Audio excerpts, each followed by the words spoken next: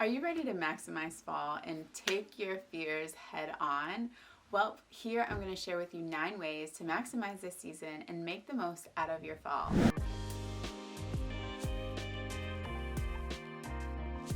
This is Janine with Journey with Janine, and I'm so glad to have you here today. For those of you who are returning back, thank you for all your love and support. Thank you for the likes and the comments and the shares. I so appreciate them, allowing our community to grow larger and thrive. For all of you who are new, welcome. This is where we talk all things mindset, harnessing your magic, and making the most out of your personal journey. So fall. All things pumpkin spice and hay rides and apple cider and warm blankets and fuzzy socks, all the good stuff, right? However, energetically, fall is a season for us to maximize the power of letting stuff go, letting it go. Old energy, bad karma, toxic relationships, negative habits, all these things are a part of this transformational season to lighten our load and to allow ourselves the space to expand and explore, but we've got to shed first. So today we're going to talk about how we can face our fears to expand the real estate that we own of our comfort zone. Essentially, our fears dictate the space in which we can live and thrive in, because we typically live a life in avoidance of the things that scare us or make us uncomfortable. So by facing our fears, we broaden that real estate to be able to live more fully, more vastly, more vibrantly. So we're going to go over 9 of the most common fears that we face on a day-to-day, year-to-year, all the time, to really make the most out of the season and to let them go. Let those fears go. Allow yourself to flourish. So the first one, have a difficult conversation that you've been avoiding. Ooh, this is a good one, because I feel like everybody has somebody in their life that they know that they need to say the things to or get the closure from, or just be honest, be authentic, and allow yourself to be vulnerable. Yes, you don't know how it's going to go or what the person's going to say or think, but it is worthwhile to speak your truth. The key to having difficult conversations is to practice honesty and kindness. You can be honest and not be harsh. You don't have to be mean about it. Just say what you need to say, be kind, and be open to what's possible there.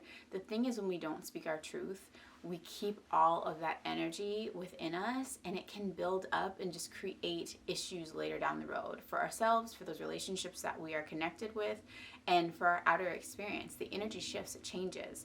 So have those difficult conversations. That's one of the first fears that we can face this fall. Number 2, identify a goal that you've been avoiding and go get it. Go get those goals. So figure out what it is that you know that you've been wanting to do, whether it's start a new hobby or, talk to that person, or to be able to lose the weight, or if it's to increase your muscle mass and change your body composition, whether it's to take on a vegan challenge or a Mediterranean food challenge, whatever it is that you want to do. Maybe it's even having a goal of reviving a relationship with your parents or a sibling or even a child.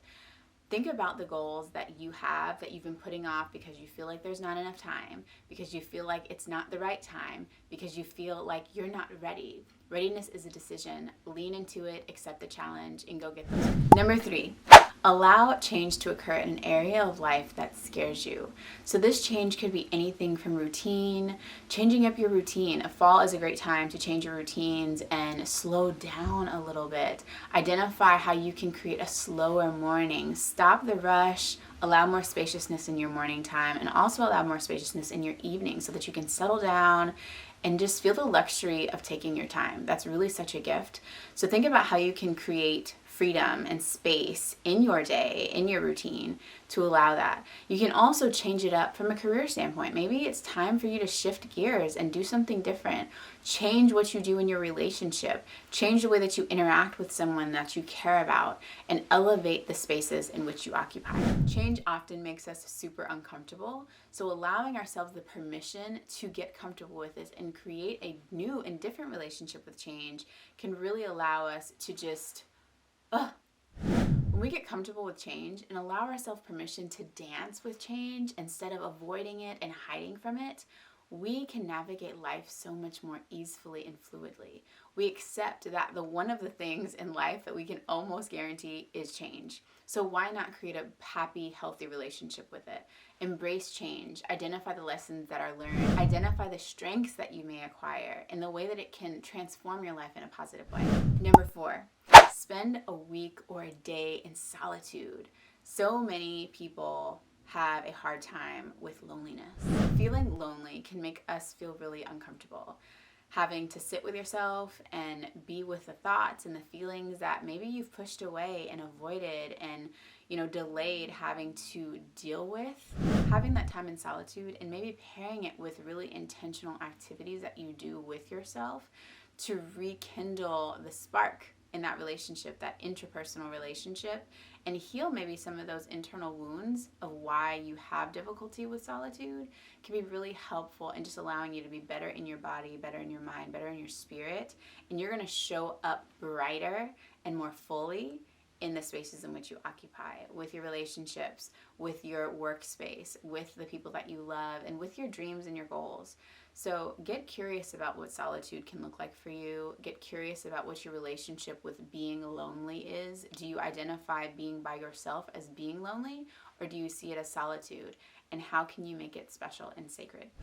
Number 5, do something that's hard. Do something that you know that you're probably going to fail at.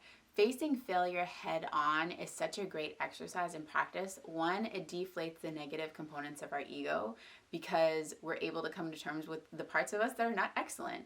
When we're good with this, when we're at peace with the parts of ourselves that are not shiny and glittery and vivacious, then we love ourselves wholly. We love ourselves unconditionally, and it's not that we're living in it's not a conditional love, and that's the best type of love to have with yourself and the ones that you really value and cherish, because it's not on a stipulation. You're going to love yourself regardless. It's okay that you're not perfect. It's okay that you're not great at everything. This is about being in the fullness of yourself. So face your fears by facing failure head on.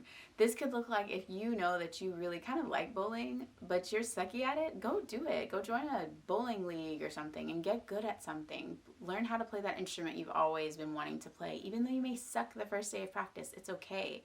You're facing a failure and you're going to build those muscles of courage, of resiliency, and of determination that are going to help you in every other layer of your life. So go fail at something and find some joy in it, because it's going to make you better. Number 6, make plans for a rainy day. I know that so many people are uncomfortable talking about mortality or, worst case scenario. But the thing is, like we talked about before, change is a part of life. We're all going to meet the end of the road. What does that look like for you? Have you documented out your will? Do you know what you're passing on? Do you know what legacy you're leaving? Have you talked to your significant other about that? Have you talked to your parents or your family or your children about what that looks like? How can getting more comfortable with death and with transition help you live more intentionally, live more in the moment, and not waste time? When we know that we have a certain amount of time to get something done, we're usually a little bit more intentional about the way that we utilize our time and the way we behave there. So I want you to get intentional about, what are you doing with the rest of your life?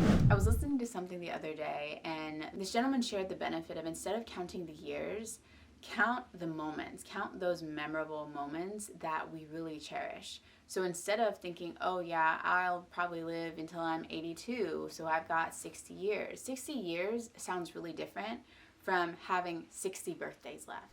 And when we're aware of that, it changes the way that we approach those moments. We're usually a lot more attentive. We're going to take a lot more appreciation for those special moments. And with that, it's really enjoying the gift and just living in a lot more gratitude of what you have and enjoying the present. Fall is a great time to really reflect on what the end of the road looks like for you. Even though we're hoping that that's not tomorrow or anytime soon, having an awareness of what that looks like and planning for it is, one, going to give you a lot more peace of mind. Those around you will have a little bit more peace of mind, and you're going to live most likely a bit more intentionally. Number 8, feel a part of you that feels inadequate. Again, our discomforts, our insecurities, our fears, they keep us living in a box that doesn't allow us to live in our wholeness, in our full authenticity, and in our power. So allowing ourselves to heal a part of our heart space, a part of our spirit, a part of our mind that feels inadequate, getting curious about, one, where did that come from? Where did that wound originate? It allows us to go back and identify what happened, what events in our life happened to create that, and then also provide whatever healing modalities, whatever therapy, whatever conversations, whatever activities to support the release of the wound, to heal it, and allow that to become a gift from awareness and wisdom. So if you know that you've been insecure about public speaking, okay, like you feel insecure about it, how are you going to fix it? Are you going to go to a class? Are you going to get better? Are you going to deal with the person who told you that you're a horrible speaker? Are you going to approach a parent or a family member that maybe made you feel insecure about your body composition and not allow that to be a pattern that follows forth generationally? To allow yourself to find out where the wound, where the trauma originated, and then do the work to heal it so that you can live outside of that box. You can expand your territory and live in your fullness. Number 9, speak publicly. Self-expression is a great way to celebrate the fall. It is a time of festivities and gatherings, and we have so many different holidays that celebrate community and bring people together. I invite you in this time, in this space of community and celebration, to speak your truth. Have the conversations with people that you maybe have been wanting to have and you haven't. Invite people over for get-togethers and camaraderie and communion, because this is a season for that letting go. If there's been tension in a relationship, whether between you and another person or in your friendship circle or family circle, this is a great time to approach it head to head and say, hey, this is what we've got here. Do we still want to continue to live in this light? Do we want to still continue to live in this negativity? Or are we ready for change? Some people may not be ready to walk down that road of change with you. However, you've done your part to initiate it and provide that olive branch for change and transformation. And so you've planted your goodness, your light, and planted your seeds for positive outcomes. So that's what we want to do in fall. So those are 9 ways that you can powerfully harness the energy of fall to make the most of the season and to truly enjoy it at your fullest, to elevate your mindset, to harness your magic, and to live more fully on your personal journey and inspire those around you to do the same. So I hope you enjoy those. If this resonated with you, let me know which one you're going to commit to this season below in the comments, and feel free to share this with someone if you think that it would be helpful. So like, comment, subscribe. Let me know what resonated with you and what you're going to do for this season of fall to elevate your life and continue to propel forward. Sending you so much love, light, and joy. Bye.